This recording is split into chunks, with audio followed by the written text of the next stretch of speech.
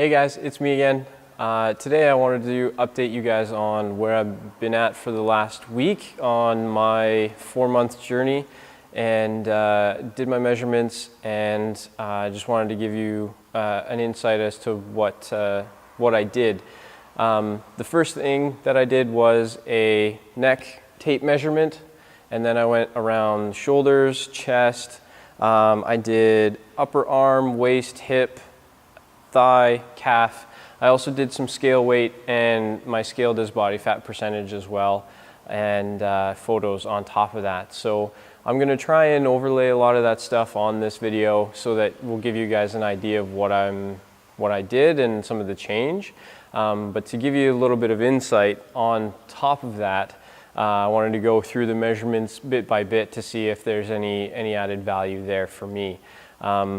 So starting from the top, the neck, apparently my neck grew by ½ an inch. I don't think that's the case, and I'll get into why a little bit later, but shoulder measurement went up by an inch as well. Chest by ½ an inch. Upper arms stayed relatively the same. The waist looks like it went up by about 3/4 of an inch. Hips are down, however, by 0.2 of an inch, whatever that's worth, not much in my opinion. My quads and my calves stayed the same. Into the scale weight, however, you'll notice a big jump from about 197 from my initial baseline to 200.6, and that is most likely due to the day before my wife and I were at a wedding of a friend, and so wedding food and travel just compounded into a little extra weight gain.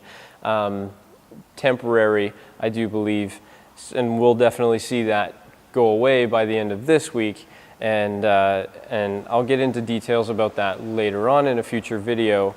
But the bigger impact, however, is the body fat percentage changing, yes, increasing by 0.6, but the big difference there is that with a gain of 3 pounds, with not that much increase of a body fat percentage, tells me that it's a temporary thing versus it's sticking around for good.